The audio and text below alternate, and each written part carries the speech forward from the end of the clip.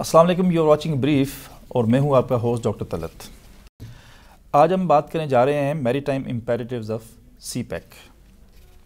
और हम जानते हैं कि दुनिया में 90% की तजारत समंदरी रास्तों से होती है और समंदरी रास्ते बहुत अहम होते हैं किसी मुल्क की तरक्की के लिए और तजारत के लिए।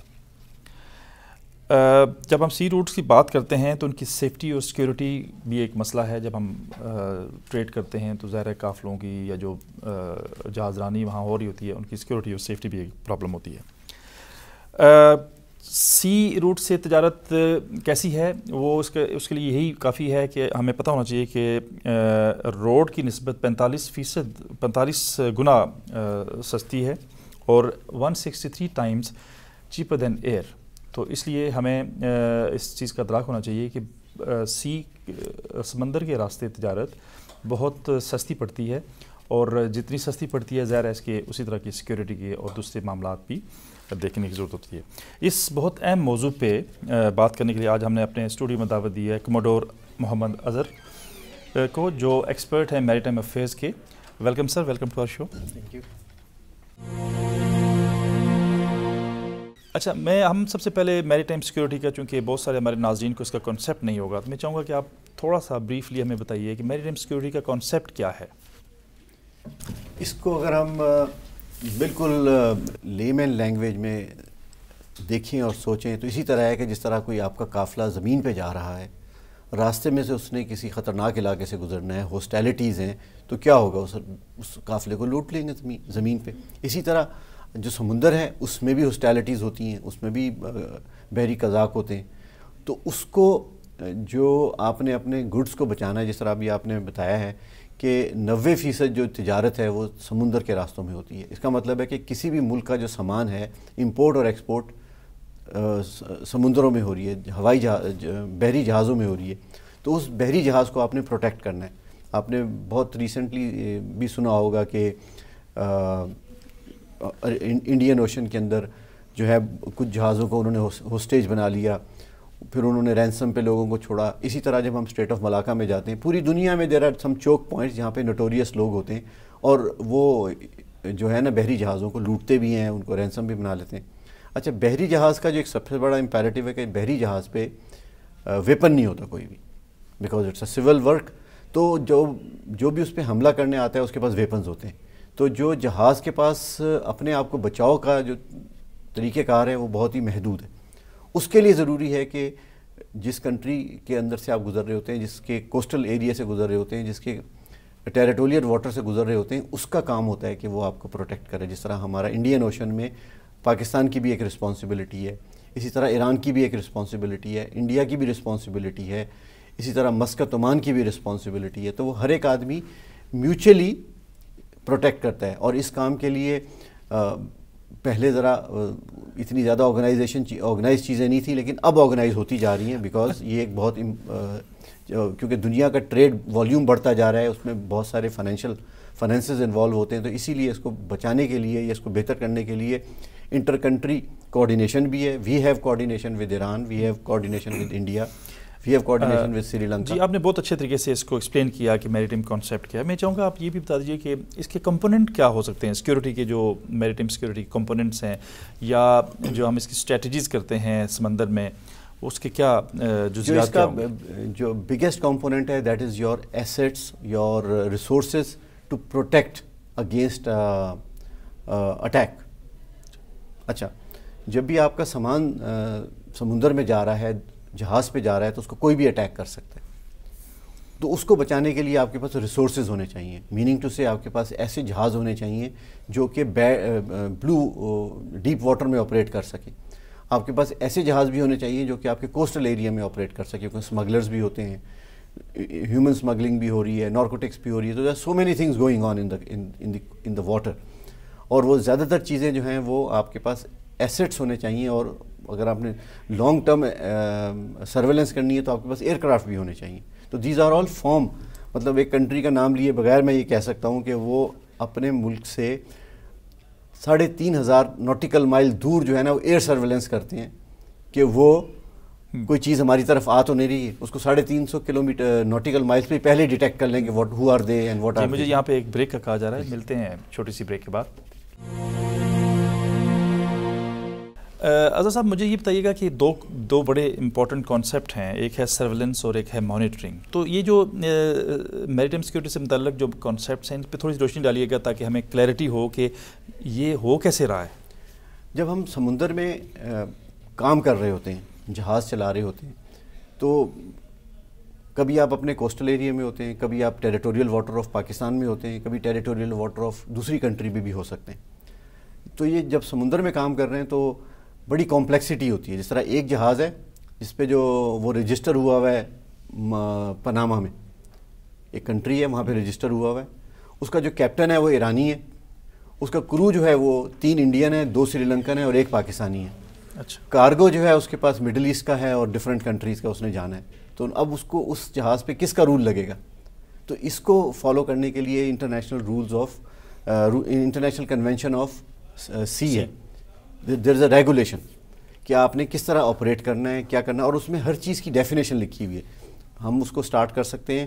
سب سے پہلے ہوتی ہے سرولنس. آپ صرف دیکھ رہے ہیں کیا ہو رہا ہے، اور اگر کوئی آپ کچھ ایسی چیز نظر آئے جو کہ آپ کو مشکل لگے یا آپ کو مختلف لگ رہی ہے تو آپ نے انٹروین کرنا ہے. Otherwise you are just watching and scrolling. اچھا، پھر اس کے بعد جب مانیٹرنگ آ جاتا ہے تو یو آر مانیٹرنگ، لاگنگ کریں گے کہ کون سا جہاز ہے، اس کا کیپٹن کون ہے، کس کا فلیگ ہے، کہاں جا رہا ہے، تو وہ مانیٹرنگ. اور اگر اس کو آپ کو سسپیکٹڈ کارگو ہوگا تو you may have to board the ship, اور اس کو آپ اس کے ڈاکومنٹس بھی چیک کرتے ہیں کہ وہ بتا کچھ رہا ہوتا ہے اور کارگو کچھ اور ہوتا ہے. دس از پاسبل. تو پھر اس مانیٹرنگ میں آ جاتا ہے. پھر اسی طرح ایک اور چیز ہوتی ہے، اس کو اسکاؤٹنگ کہتے ہیں، کہ اس میں آپ صرف ڈیزگنیٹڈ ایریے میں جا کے آپ کو ایک ڈیزگنیٹ ایریا دے دیا جاتا ہے، اس میں آپ دیکھتے ہیں کہ کیا ہو رہا ہے، کیوں ہو رہا ہے. تو یہ اور ان کی پراپر ڈیفینیشنز ہیں جو کہ انٹرنیشنل UN کنونشن آف سی کے اندر لکھی ہوئی ہیں کہ کس نے کیا کرنا ہے. اور اس میں رسپانسبلٹیز بھی ہیں کہ وہ جو اس جہاز کا کیپٹن ہوگا اس کی کیا رسپانسبلٹی ہوگی، جو مانیٹر کرے گا جو کنٹری ہوگی اس کی کیا رسپانسبلٹی. اچھا، مجھے یہ بتائیے کہ جب ہم یہ جیسا آپ نے بتایا کہ یہ ہو سکتا ہے کہ جہاز کسی ملک کا ہو، اس میں جو بورڈ کیے ہیں لوگ کچھ اور ملک کے ہوں، کارگو کسی اور ملک کا ہو، باؤنڈ وہ کسی اور ملک کے لیے ہو. تو یہ کوآرڈینیشنز کیا ہماری جو ملکی میری ٹائم فورسز ہیں ان کا ریجنل ان کے کوئی کوآرڈینیشن کا میکینزم ہے؟ یہ پہلے مطلب آج سے نہیں ہے، یہ جب پری پارٹیشن بھی یہ ساری کی ساری چیزیں کوآرڈینیشن کے لیے بنی ہوئی تھیں. اس کے لیے پاکستان میں ایک آفس ہے، اس کا نام ہے DG پورٹ اینڈ شپنگ، جو کراچی میں بیٹھتا ہے، and he looks after all these things. اچھا، جب اس میں سیکیورٹی اسپیکٹ آنے شروع ہوئے تو پھر پاکستان میری ٹائم سیکیورٹی ایجنسی بن گئی اور اس کو وہ سی پہ جا کے دیکھتی ہے. اچھا، اسی طرح جب ہماری ان کی ایک انٹرنیشنل کنونشن ہے جس کے مطابق India, Pakistan, Iran, middle east اور including African countries, north African countries, ان کے ساتھ ہماری کوآرڈینیشن ہوتی ہے. ان کا ایک کمانڈر ہوتا ہے جو کہ بحرین میں بیس ہے، اور وہ اس میں ملٹی نیشنل فورسز ہیں، ہر ایک کو اپنا اپنا ایریا ڈیزگنیٹ کیا ہوا ہے. اس میں ایئر کرافٹ بھی ہیں، اس میں ہیلی کاپٹرز بھی ہیں. تو وہ کوآرڈینیشن کے ساتھ سب کام کرتے ہیں because now the trade has become internationalise. اچھا، انڈین اوشن میں 80% of the world trade is going through the Indian Ocean. The petrol is going, the fuel is going. تو پوری دنیا کا جو 80% فیول ہے وہ انڈین اوشن سے گزر رہا ہے. تو اس میں دیر از آل دا مور ریزن کہ اس کو مانیٹر کریں، اس کو چیک کریں. اچھا، اس مانیٹرنگ میں یہ بھی پرابلم آج کل آ رہے ہیں کہ جس میں انوائرمنٹ افیکٹ بھی ہیں، پولوشن بھی ہے. تو آپ نے جب مانیٹرنگ اور سرویلنس کر رہے ہیں تو آپ نے وہ بھی چیک کرنا ہے کہ کوئی شپ جو ہے وہ سمندر میں اپنا تیل تو نہیں پھینکتا ہوا جا رہا ہے. اچھا، کیا ہوگا، اس نے اپنا تیل پھینک دیا، اس کی لہریں آئیں گی نارتھ ورڈ، وہ سارا کا سارا جو اس کا تیل جو ہوگا یا پولوشن جو ہوگا، کیمیکل جو ہوگا، وہ پاکستان کوسٹ پہ آ جائے گا اور انڈین کوسٹ پہ چلا جائے گا نارتھ. تو ان تمام چیزوں کو مانیٹر کرنے کے لیے there is a coordination between the regional countries, اور ہر ایک اپنے اپنے ایسیٹس اس میں استعمال کرتا ہے. پاکستان بھی کرتا ہے، انڈیا بھی کرتا ہے، سری لنکا بھی کرتا ہے، ایران بھی اپنے ایریا میں کرتا ہے. تو ہر ایک کو ایک ایک ایریا ڈیزگنیٹ کیا ہوا ہے، تو اس کے مطابق عمل کرتے ہیں. یہاں پہ ہمیں لینی ایک چھوٹی سی بریک، ملتے ہیں بریک کے بعد. اچھا، ہم جب یہ میری ٹائم، چونکہ ہم سمجھنے کی کوشش کر رہے ہیں کہ میری ٹائم سٹرکچر، اور میرے ناظرین کے لیے بہت امپورٹنٹ ہے یہ آپ کا آج کی گفتگو کہ وہ سمجھ رہے ہیں کہ میری ٹائم ہوتا کیسے، یہ سارا اس کی اسٹریٹجیز کیا ہوتی ہیں، اس کا ایک جو میکینزم بنا ہوا کیا ہے، کمپوننٹس کیا اس کے تھے میری ٹائم سیکیورٹی کے، جو آپ روشنی ڈالیں گے. اچھا، ہمارا انسان جو ہے زیادہ تر زمین پہ رہنا پسند کرتا ہے کیونکہ ٹیریسٹریل اینیمل ہے انسان. یہاں پہ پروڈکشن بھی جو ہو رہی ہے ساری کی ساری زمین پہ ہو رہی ہے. اب اس کو ایک ملک سے دوسرے ملک لے جانے کے لیے دو راستے ہیں, یا تو سمندر کے راستے لے کے جائیں یا سڑک کے راستے لے کے جائیں, اگر یا زمینی راستے پہ لے کے جائیں. زمینی راستے پہ ہمارے پاس سڑک اور ریل ہے, سمندر کے لیے ہمارے پاس جہاز ہے. اچھا اب ہم اپنے نارتھ میں دیکھیں, افغانستان ہے, سینٹرل ایشین ریپبلکس ہیں, ان کے پاس پورٹ ہی نہیں ہے, ان کے پاس سی ایکسیس ہی نہیں ہے. تو ان کو سی ایکسیس ہم دیتے ہیں ایک international under the U N conventional of sea, اس کے اندر ان کو ہم نے یہ پروویژن دینی ہے کہ if they want to export اور import anything from our ports. اچھا, اس کے اندر جو کمپوننٹس ہیں کہ آپ کے پاس لینڈ ہونا چاہیے, آپ کے پاس کوسٹل ایریا ہونا چاہیے, آپ کے پاس پورٹ ہونا چاہیے, پھر آپ کے پاس پاپولیشن ہونی چاہیے جو تمام چیزوں کو آپریٹ کر سکے, اور موسٹ امپورٹنٹ کہ آپ کے پاس ریسورسز ہونی چاہیے کہ ان کو پروٹیکٹ کر سکیں. تو دیز آر دی کمپوننٹس. اچھا, مجھے یہ بتائیے کہ اس وقت ایز وی ٹاک آپ کیا سمجھتے ہیں کہ چیلنجز ہیں میری ٹائم سیکورٹی کو؟ جو اس وقت سب سے بڑا چیلنج ہے نا, دیٹ از فائنینشیل افیکٹ.